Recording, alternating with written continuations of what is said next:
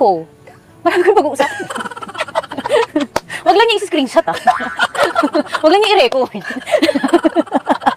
Hindi pa ako na-invite sa group chat eh. Angelica Panganiban napahanga sa tapang ni Ellen Adarna sa mga pinagdaanan nito kay Direk Ramsey.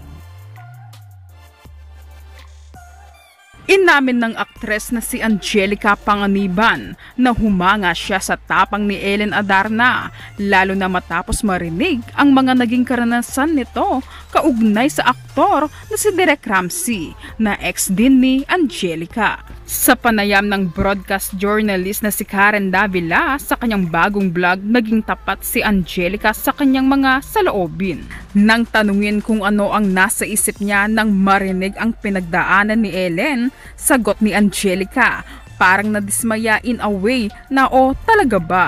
Hinahanap ko yung sadness. Noong una, hinahanap ko yung paki ko. May paki ba ako? Wala naman akong paki. Pagbabahagi ni Angelica kay Karen. Inamin din ni Angelica na nagulat siya na almost 50 na si Direk pero hindi pa rin siya kumalma. Nang tanungin kung posibleng maging magkaibigan sila ni Ellen, sagot ni Angelica na kwelang-kwela.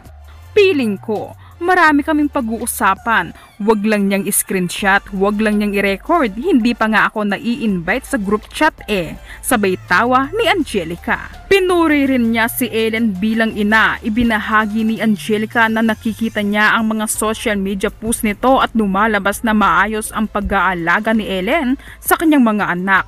Para sa kanya, mahirap ang pagkakaroon ng dalawang anak, kaya kapag nakikita niya maayos at masaya ang pinapakita ni Ellen bilang mom, hindi niya maiwasang hangahan ito at sabihin, "Gote, galingan mo dyan." Pinuri rin ni Angelica ang tapang ni Ellen sa pagharap sa mga pinagdaanan nito kasama si Direk. Sabi ni Angelica, nakakabilib nga siya ang tapang niya. Paano niya nagawa yung mga di ko kayang gawin noon? Hanep, galing ako, natagalan. Hindi rin nagpahuli si Ellen sa pagpapakita ng reaksyon niya sa Instagram stories. Ibinahagi niya mismo ang video na pinapanood niya ang interview ni na Angelica at Karen. Nilagyan pa nga ng caption na pabirong mensahe para kay Angelica na tragis, hahaha. Isang patunay na aliw siya sa mga sinabi at hirit ng aktres. Sa isa pang IG post, nag-react din si Ellen sa biro ni Angelica na gusto nitong sumali sa group chat ng mga ex ni Direk. Sagot ni Ellen, promise, masaya and nakakatawa yung group chat. Kasabay nito, tila pinapakita ni Ellen na wala na siyang bigat mula sa nakaraan at kaya na niyang gawing katatawanan ang mga pinagdaanan.